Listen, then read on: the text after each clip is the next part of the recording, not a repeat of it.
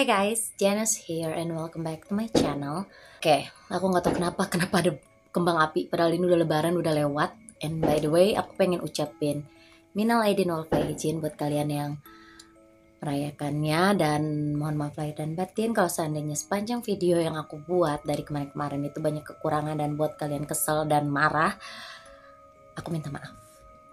Kalian pernah gak sih kayak nonton film fantasi tentang harta karun, pencarian harta karun, dan kemudian ternyata harta karunnya itu tuh kayak memiliki sesuatu yang jelek di belakangnya gitu loh.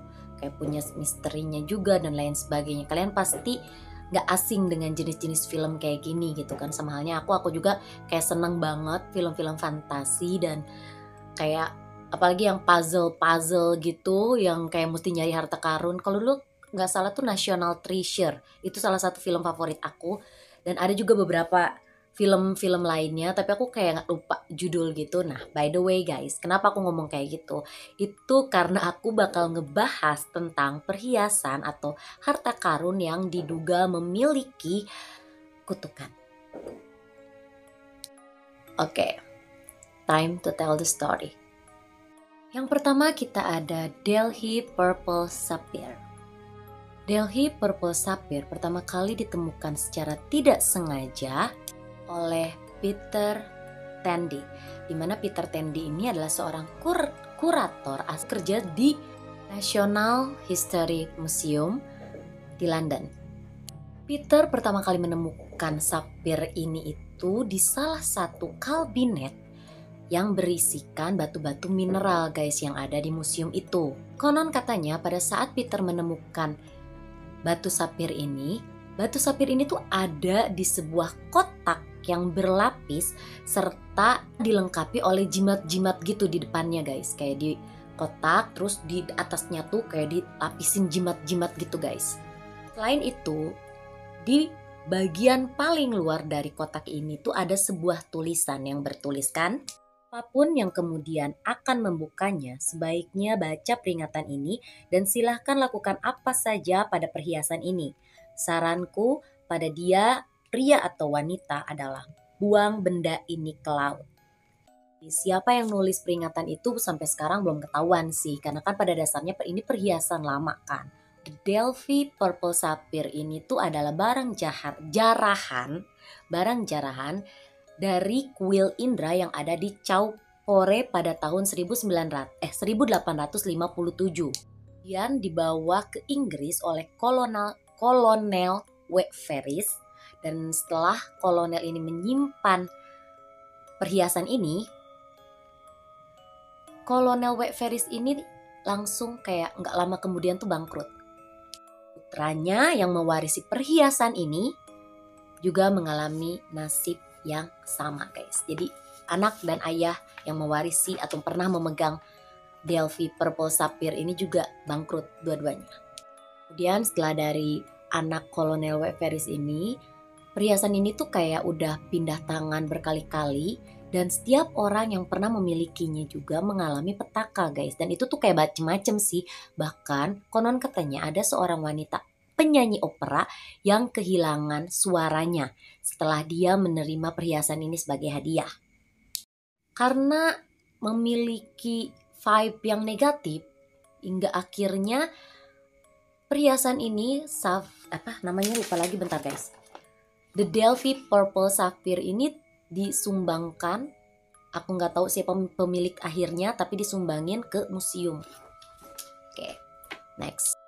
Yang kedua kita ada Hope Diamond. Kutukan Hope Diamond. Itu hope tuh harapan ya, tapi ternyata dia berisi kutukan. Diamond adalah sebuah berlian berwarna biru yang memiliki berat 45 karat lebih. Harga dari Hope Diamond ini diperkirakan mencapai 3,2 triliun rupiah.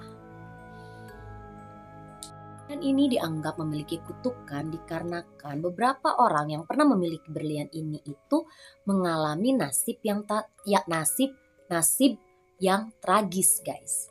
Satu pemilik dari berlian ini yang paling terkenal adalah Marie Antoinette. Kalau nggak salah dia tuh ratu Prancis ya kalau nggak salah. Di mana dia ini tewas dipenggal tidak lama setelah dia memiliki berlian ini. Dan sejujurnya masih ada beberapa kasus tentang berlian ini yang aku nggak sertakan di video ini guys, oke? Jadi setelah munculnya orang-orang yang memiliki berlian ini sama kayak berlian yang sebelumnya aku bilang itu yang Delhi, akhirnya berlian ini pun disumbangkan kepada Smithsonian Institution guys.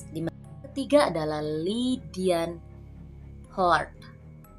Ya, Lydian Hoard adalah salah satu bagian dari harta karun Raja Croesus yang hidup pada tahun 547 sebelum Masehi. Hoard ini ditemukan pada tahun 1965 di desa Gure, negara Turki. Tempatnya itu di sebuah makam seorang putri yang tidak diketahui namanya guys.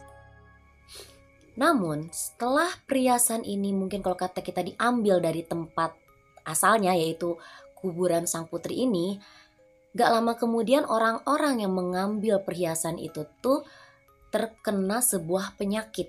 Bahkan kebanyakan dari mereka atau mungkin hampir semua meninggal dunia karena penyakit itu guys. Dari perpindahannya ya kalian tahu lah, seperti yang aku bilang ini kan harta karun kalau nggak berlian gitu, tapi kan ini jadul-jadul semua, jadi otomatis akan ada perpindahan kan. Nah seperti dua berlian sebelumnya, bahwa ini juga meninggalkan kutukan bagi orang-orang yang pernah memilikinya guys. Dan sekarang berlian ini tuh ada di salah satu museum di Turki, dan hingga saat ini masih ada dua museum yang memperebutkan, bukan berlian ya, Lydian Hoard ini guys. Keempat kita ada harta karun Priam. Karun Priam ini adalah harta karun yang ditemukan di kota kuno Troy pada tahun 1873 guys.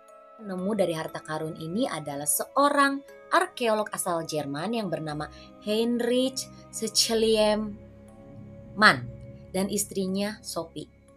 Temukan harta karun ini, Henry dan istrinya menyeludupkan harta karun ini ke Jerman guys. Kan mereka ketemu harta karun ini di Troy kan.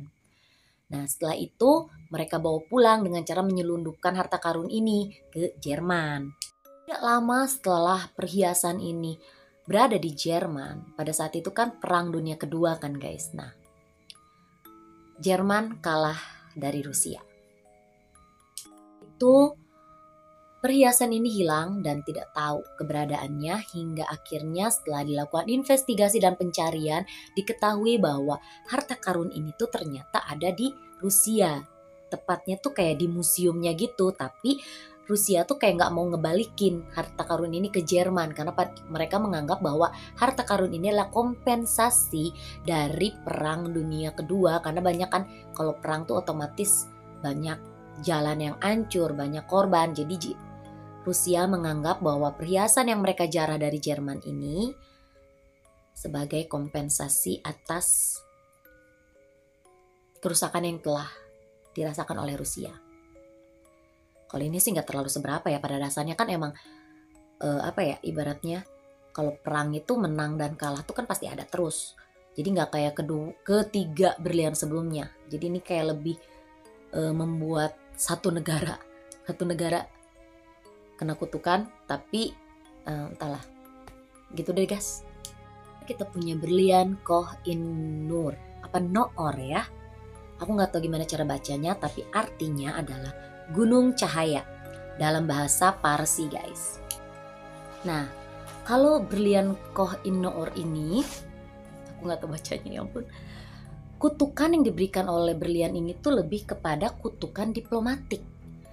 Berlian ini tuh sebenarnya berasal dari India guys, dan India memberikan berlian ini ke Inggris sebagai hadiah diplomatik. Nah setelah berlian ini nyampe ke Inggris, para raja dan bangsawan yang pernah memegang atau memiliki berlian ini, mereka mengalami hal-hal yang sama. Pertama, kekuasaan mereka tuh kayak di challenge gitu. Jadi banyak banget orang yang berusaha menjatuhkan kekuasaan mereka. Misalnya nih ya, si A ini raja, punya nih berlian. Nah ntar tuh pasti ada kayak kudeta lah, kalau enggak mah mungkin kayak apa sih kalau di kerajaan itu apa ya, ada konspirasi kayak gitu untuk menjatuhkan si A ini. Nah, dan itu berlanjut terus menerus kepada orang-orang yang pernah memiliki berlian ini. Orang yang pernah memegang berlian ini tuh meninggal karena mungkin stres karena mereka digulingkan tahtanya, jadi mungkin langsung gitu. Kemudian ada sebuah apa ya, pemikiran pada saat itu tentang berlian ini, di mana berlian Koh Inur ini cuma bisa dipakai oleh dewi atau mungkin perempuan. Kenapa? Karena ketika Ibu Suri dari kerajaan Inggris ini memakai berlian ini, tidak terjadi hal buruk apapun kepada si Ibu Suri. Aman, tentram, damai. Ada sih, aku percaya mungkin ada beberapa barang yang memang hanya bisa digunakan oleh laki-laki atau mungkin hanya bisa digunakan oleh perempuan gitu. Emang aku percaya kalau emang ada yang kayak gitu. Nah guys, itu dia kelima perhiasan atau mungkin harta karun yang dianggap memiliki kutukan. Dan ya, kalian udah dengar ceritanya. Gimana menurut kalian video aku kali ini? Ya, aku minta maaf kalau seandainya tetap masih ada kekurangan yang ada di video ini, dan kedepannya aku pasti akan coba untuk lebih kreatif lagi dalam mengedit dan juga cara menyampaikan ke kalian sebuah kisah-kisah yang aku pengen sampaikan gitu loh. Oke guys, jangan lupa untuk like, komen, dan subscribe video ini. Dan makasih banyak kalau seandainya kalian ada yang nyampe outro ini. Aku ucapin bener-bener terima kasih banyak. Bahkan yang udah klik pun juga aku ucapin terima kasih guys. Karena aku sekarang lagi semangat-semangatnya untuk bisa mencapai 1000 subscriber dan juga 4000 jam tayang demi ketemu Ayang Super Junior di SS10. Walaupun sejujurnya bulan Agustus DNI bakal datang, tapi kayaknya aku masih bisa nabung untuk itu. Oke guys, thanks for watching. Jangan lupa subscribe. Dan ya, see you guys in my next video. Bye.